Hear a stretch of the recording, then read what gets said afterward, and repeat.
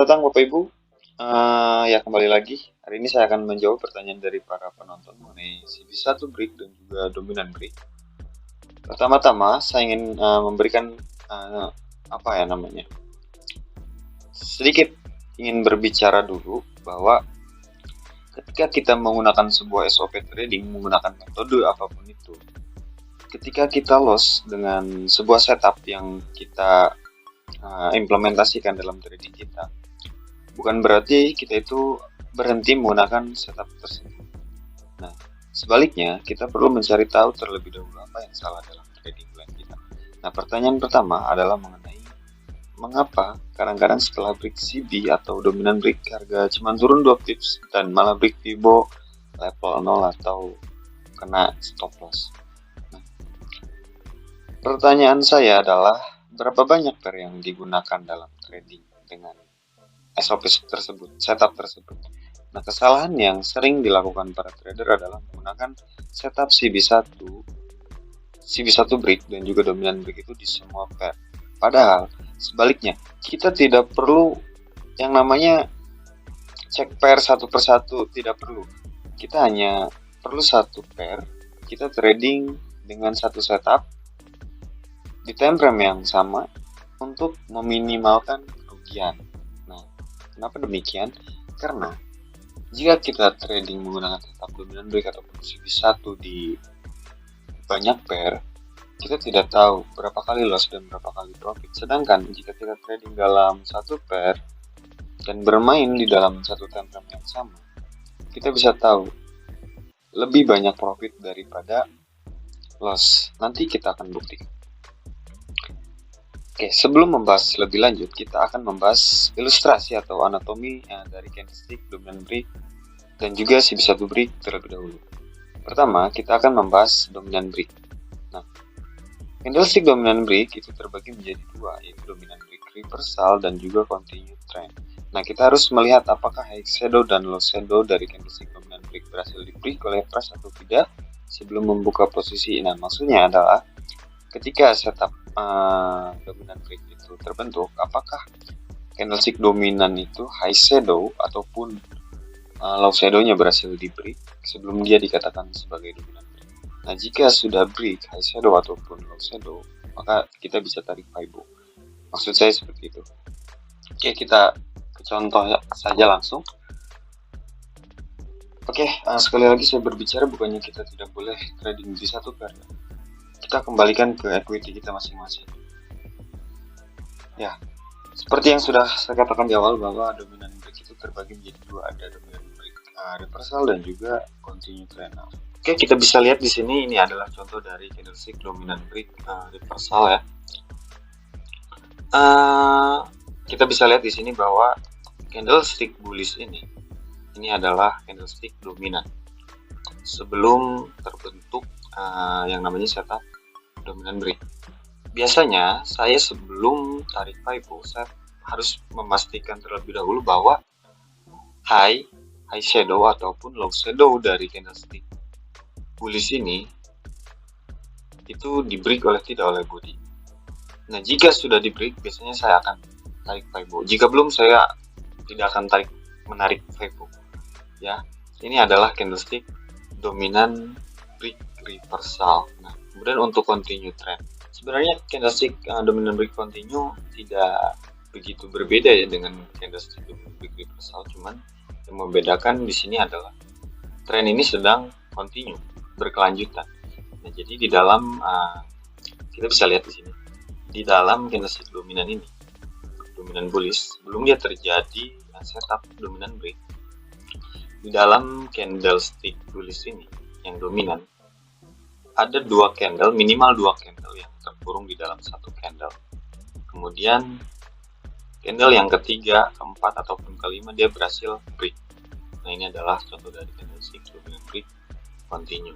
Nah, untuk penarikan Fibo kita bisa tarik dari close-nya candle bullish ini sampai dengan titik terendahnya, yaitu di sini. Oke, sama saja kita bisa tarik Fibo di sini, dari sini. Untuk level 0-nya kita letakkan di sini. Seperti yang saya katakan di awal bahwa kita jika ingin profit konsisten, kita hanya perlu trading di satu pair, di satu setup, dan bermain di satu time frame yang sama. Jangan atau tidak perlu tukar-tukar time frame untuk mencari setup dominan break. Nah, itu menyesatkan sebenarnya. Ketika kita bermain di satu time frame, M15, katakanlah M15 di gold, kemudian setup dominan break itu terbentuk, ya kita bisa entry. Untuk profit atau lossnya kita bisa lihat nanti. Jika loss, tunggu lagi di M15. Terbentuk tidak. Biasanya yang kedua ini dia profit. Seperti itu. Kita hanya perlu menunggu saja di satu time frame itu. Ketika terjadi setup dominan break, ya kita ambillah opportunity-nya untuk kita buy ataupun sell. Oke, untuk contohnya akan saya contohkan di pair gold. Oke, kita langsung aja ke pair gold. Saat ini saya sudah berada di pair gold dan berada pada time frame M15. Kita bisa lihat di sini yang saya marking warna gold itu adalah setup dominan break yang valid, dan yang saya marking warna merah itu adalah setup yang sebaliknya atau loss. Oke, di sini kita coba hitung sama-sama. Berapa kali profit dan berapa kali loss. Oke, sebelum saya tarik Fibo, saya akan pastikan bahwa low shadow dari candlestick bullish ini dia berhasil di-break oleh price, oleh candlestick bearish. Nah, baru saya akan tarik Fibo. Dari sini saya tidak tarik dari shadow to shadow ya. Oke, seperti ini. Dia hit TP2. Oke, profit.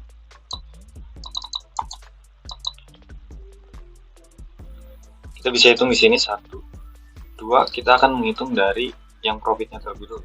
1, 2, 3, 4, 5,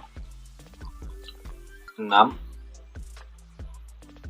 7, 8, 9, 10, 11, 12, 13, 14, 15, 16, 17, 18, 19, 20, 21, 22,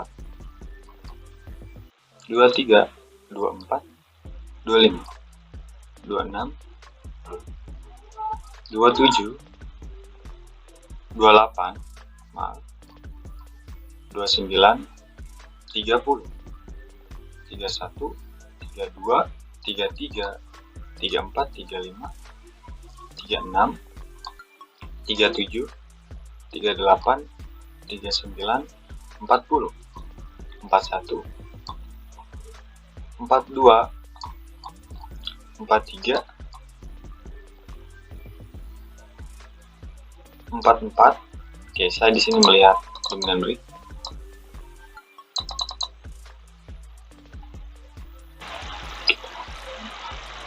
46, 47, 48, 49, 50, 51, 52. Oke. Dan 53. 54 di sini 54. Berarti ada 54 kali profit. Ya. Kita hitung yang lossnya berapa. Jadi saya bisa pastikan bahwa tidak ada dominan break yang saya lewatkan. Oke, kemudian kita akan menghitung lossnya berapa kali. Dari 54 yang profit, kemudian lossnya berapa. Kita akan hitung itu. 1, 2, 3, 4, 5, 6, 7, 8, 9, 10, 11, 12, 13, 14, 15,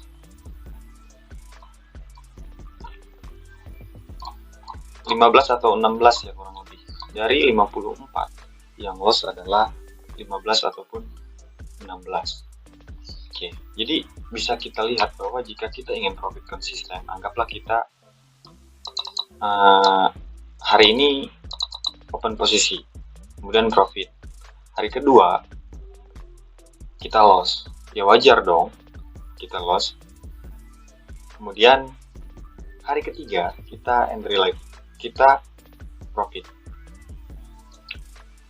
Besoknya kita entry lagi, kita loss, wajar kan? Oke. Besoknya lagi kita entry dan profit berapa pip ini. Kemudian besoknya lagi kita entry, profit. Profit lagi, profit lagi, profit lagi, profit lagi, profit lagi, profit, loss, wajar, profit, profit. Nah, oke, jadi seperti itu Bapak Ibu sekalian. Benar apa yang dikatakan Mbak atau Ibu Bila Azhara ya, bahwa enggak semua CB1 dan juga dominant break itu valid. Nah, makanya kita harus trading di satu pair dan juga bermain di satu time frame dengan satu setup. Terserah menggunakan setup CB1 ataupun dominant break, depend on you. Oke, jadi kesimpulan dari setup dominant break ini, apakah setup dominant break ini pantas untuk kita jadikan sebuah setup atau SOP di trading plan kita? Itu jawabannya ada pada Bapak Ibu sekalian, tergantung dari preferensi masing-masing. Silakan jawab di kolom komentar. Oke, kemudian saya akan membahas CB1. Sekarang kita lanjut ke setup CB1. Saya akan buka pair JJ. Oke, saya hapus terlebih dahulu.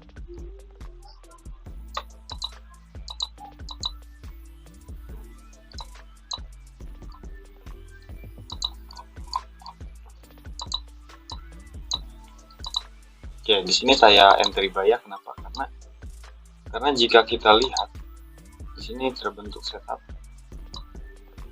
dominant break ya. Sebenarnya dia udah kena hit nih TP1, tapi ya nggak apa-apa. Jika kita tarik trend pun sekarang bergerak naik. Jadi ya alasan saya buy ya karena itu.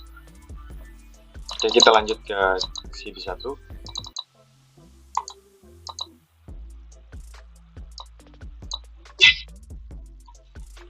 Oke. Biasanya saya menggunakan CB1 itu ketika terjadi yang namanya compression seperti ini.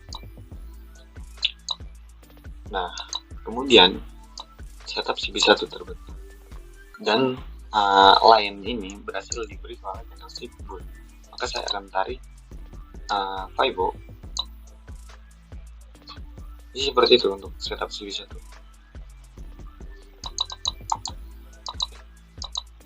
Kita cari lagi compression. Kita bisa lihat di sini ada compression. Kemudian di sini terbentuk setup dominant break dan line ini berhasil di break oleh price. Kita bisa tarik FIBO. Oke.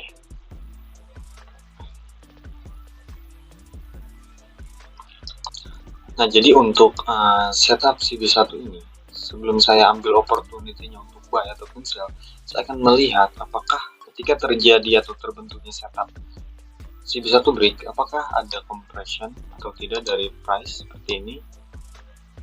Oke, kemudian dia break CB1 di sini. Oke, dan dia hit TP3. Kita cari lagi. Sini juga ada compression. Dia break CB1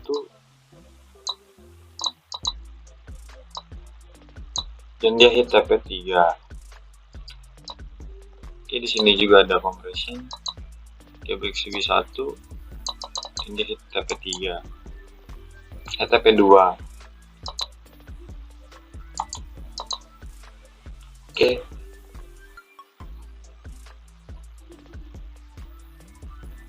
Oke, di sini juga ada compression.